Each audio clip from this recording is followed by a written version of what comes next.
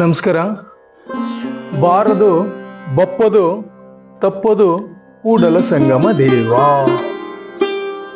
ನೋಡಿ ಎಷ್ಟು ಚಂದ ಹೇಳ್ಬಿಟ್ರು.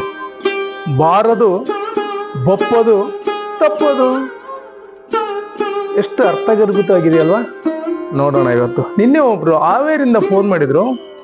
ಗುರುಗಳೇ, 10 ವರ್ಷದಿಂದ ನಾನು ನಿಮ್ಮ ಪ್ರೆಡಿಕ್ಷನ್ ಎಲ್ಲ ಕೇಳ್ತಿದ್ದೀನಿ, ನೀವು ಹೇಳಿದ ಧ್ಯಾನನೂ ಮಾಡ್ತಾ ಇದ್ದೀನಿ, ಹೋಮನೂ ಮಾಡ್ತಾ ಇದ್ದೀನಿ, ನನ್ನ ಮಕ್ಕಳು ಚೆನ್ನಾಗಿ ಓದ್ತಾ ಇದ್ದಾರೆ, ಸೊ ಗುಡ್. ಈಗ ನಂದೊಂದು ಪ್ರಶ್ನೆ, ಏನು ಓದ್ದೇ ಇರ್ತಕ್ಕಂಥ ವ್ಯಕ್ತಿ, ಬ್ಯಾಕ್ ಸಪೋರ್ಟ್ ಇರ್ತಕ್ಕಂಥ ವ್ಯಕ್ತಿ, ಯಾವ ಸಪೋರ್ಟು ಇಲ್ಲ, ಜೀರೋ, ಏನಿಲ್ಲ, ಊಟ ಬಟ್ಟೆ ಬರೀ ಅಷ್ಟೇ ಜೀವನ ಅಂತ ವ್ಯಕ್ತಿ ಟಾಪ್ಗೆ ಹೋದ.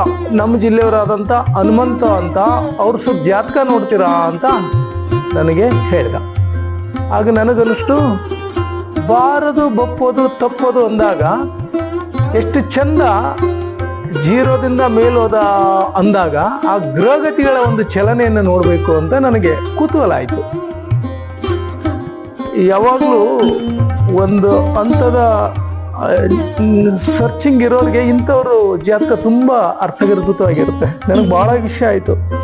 ಕೊಡು ನಾನು ನೋಡ್ತೀನಿ ಅದೇನಿದೆ ಅಂತ ನೋಡಿದಾಗ, ಸೊ ಹನುಮಂತು ಏನು ಅಂದರೆ ಸ್ಟಾರ್ಟಿಂಗು ಏನಿರಲಿಲ್ಲ, ಕುರಿ ಕಾಯ್ಕೊಂಡು ಸುಮ್ಮನೆ ತನ್ನ ಪಾಡಿತ ಇದ್ಕೊಂಡು ಹಾಡಾಡ್ಕಂತ, ಮೊಬೈಲಲ್ಲಿ ಹಾಡಾಡ್ಕೊಂತ ಇದ್ದಂಥ ನಾರ್ಮಲ್ ಹಳ್ಳಿ ಹುಡುಗ ಇವತ್ತು ಸ್ಟಾರ್ ಆದ. ಗ್ರಹಗಳು ಹೆಂಗ್ ವರ್ತನೆ ಮಾಡಿದ್ವು, ಯಾವ ಥರ ಲೊಕೇಶನ್ ಬಂತು ಅನ್ನೋದೇ ಇಲ್ಲಿ ಗುಡ್ ಪ್ರೊಡಿಕ್ಷನ್. ಯಾಕೆಂದ್ರೆ ಸೊ ಜೀರೋದಿಂದ ಅಲ್ಲಿ ಹೋಗ್ಬೇಕಾದ್ರೆ ಯಾವ ಗ್ರಹ ಆತಗೆ ಹೆಲ್ಪ್ ಮಾಡಿತು, ಯಾವ ದಸೆ ಆತನನ್ನ ಹೈ ಲೆವೆಲ್ ಹೋಯ್ತು, ಸೂಪರ್ ಸ್ಟಾರ್ ಮಾಡಿತು, ಅದನ್ನ ಸ್ವಲ್ಪ ಚಿಕ್ಕದಾಗಿ ನೋಡೋಣ. ನೋಡಿ, ಸುಮ್ಮನೆ ಯೂಟ್ಯೂಬಲ್ಲಿ ಅಪ್ಲೋಡ್ ಮಾಡಿದಂಥ ವ್ಯಕ್ತಿ ಗಾನ ಕೋಗಿಲೆಯಲ್ಲಿ ಸೂಪರ್ ಸ್ಟಾರ್ ಅದ, ಬಿಗ್ ಬಾಸ್ ಅಲ್ಲಿ ವಿನ್ ಆದ, ಇವತ್ತು ಫಿಲ್ಮ್ ಮಾಡ್ತಿದ್ದಾನೆ, ಸಾಕಷ್ಟು ದುಡ್ಡು, ಕೀರ್ತಿ, ಹೆಸರು ಎಲ್ಲ ಬಂತು. ಸೊ ಪಾಸ್ಟ್ ಲೈಫ್, ಹಿಂದಿನ ಜನ್ಮದ ಮನೆ ಇದೆಯಲ್ಲ, ಸುಕೃತ ಕರ್ಮ, ಆ ಮನೆಯಿಂದನೇ ಆತನಿಗೆ ಫುಟೇಜ್ ಸಿಕ್ಕಿದ್ದು. ಆ ಒಂದು ಮನೆ ಆತನ ಅಲ್ಲಿಗೆ ಹೋಗ್ಬಿಡ್ತು. ಎಲ್ಲೋ ಸುಮ್ಮನೆ ಕುರಿಕಾಯೋ ವೃತ್ತಿ ಏನಾಯ್ತು, ಸಿನಿ ಸ್ಟಾರ್ ಆಗ್ಬಿಟ್ಟ. ಅಂದ್ರೆ 5ನೇ ಮನೆ ಫುಟೇಜ್, 5ನೇ ಮನೆ ಹಿಂದಿನ ಜನ್ಮದ ಪುಣ್ಯ, ಪೂರ್ವ ಜನ್ಮದ ಪುಣ್ಯ 10ನೇ ಮನೆ ಶಿಫ್ಟ್ ಆಗ್ಬಿಡ್ತು. ಶುಕ್ರ 10ನೇ ಮನೆ ಯಾವಾಗ್ಲೂ ಈ ತರ ಸಿನಿ ಸ್ಟಾರ್ಸ್ಗಳು, ಕ್ಯಾಮ್ರಾ, ಲೈಟಿಂಗ್ಸ್ ಆ ಮುಂದೆ ಇದ್ದು ತಮ್ಮ ಮುಖವನ್ನ ತೋರಿಸ್ತಕ್ಕಂಥ ಮನೆ ವೃತ್ತಿ ಆಗ್ಬಿಡ್ತು ಅಯ್ಯಪ್ಪಂದು. ಸಿನಿ ಸ್ಟಾರ್ಗಳು, ದೊಡ್ಡ ಬಿಗ್ ಪಾಲಿಟಿಷಿಯನ್ಸ್, ಮತ್ತೆ ಇನ್ನು ಕೆಲವು ವ್ಯಕ್ತಿಗಳು ಇದ್ದಾರೆ, ಅದರಲ್ಲಿ ನೋಡೋಣ. ಈಗ 5ನೇ ಮನೆ ಪಾಸಿಟಿವ್ನೆಸ್ ಇರೋ ಕರ್ಮ ಆತನಿಗೆ ಸಂಪೂರ್ಣವಾಗಿ ಅಲ್ಲಿರೋ ಒಂದು ಗುರು, ಅಲ್ಲಿರೋ ಹಿಂದಿನ ಜನ್ಮದ ಪುಣ್ಯದ ಮನೆಯದ್ದು ಡೈರೆಕ್ಟ್ ಶಿಫ್ಟೆಡ್ ಟು 10th ಹೌಸ್ಗೆ.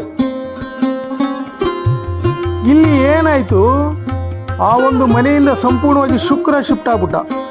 ಒಂದು ಶುಕ್ರ ದೆಸೆ ಸ್ಟಾರ್ಟ್ ಆಯ್ತು. ಆ ದಸೆಯಿಂದ ಸಂಪೂರ್ಣವಾಗಿ ಆ ವ್ಯಕ್ತಿ ಮೂವ್ ಆಗ್ಬಿಟ್ಟ.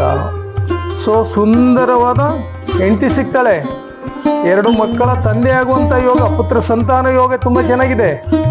ಮುಂದೆ ಅದ್ಭುತ ವ್ಯಕ್ತಿಯಾಗಿ ನಮ್ಮ ಸಮಾಜದಲ್ಲಿ ಏನಂದ್ರೆ ನ್ಯಾಚುರಲ್ ಹುಡುಗ, ಯಾವುದು ಗೊತ್ತಿಲ್ಲ, ನ್ಯಾಚುರಲ್, ಅಷ್ಟೊಂದು ಒಳ್ಳೆ ಮನಸ್ಸಿರೋರು, ಅಂತಃಕರಣ ಶುದ್ಧಿ ಇರೋರು ಬೆಳೆದು ಬಿಡ್ತಾರೆ. ಅದೇ ನಿಜವಾದದ್ದು ಜಾತಕದ ವಿಶ್ಲೇಷಣೆ.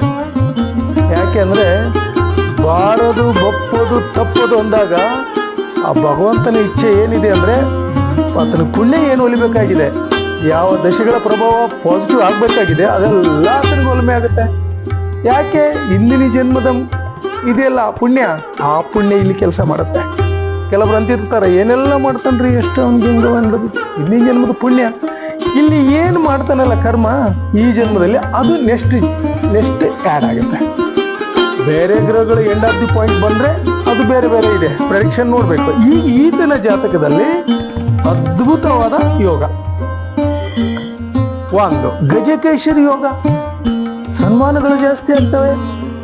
ಎಷ್ಟೊಂದು ಸನ್ಮಾನ, ಎಷ್ಟೊಂದು ಗೌರವ, ಎಷ್ಟು ಖುಷಿ ಅನ್ಸುತ್ತೆ ನೋಡಿ. ಆ ಜಾತಕ ನೋಡ್ತಾ ಎಷ್ಟು ಆನಂದ ಅನ್ಸುತ್ತೆ ಅಂದ್ರೆ, ಸೊ ಹಿಂಗಿರ್ಬೇಕು ಅಂತ ಅನ್ಸುತ್ತೆ.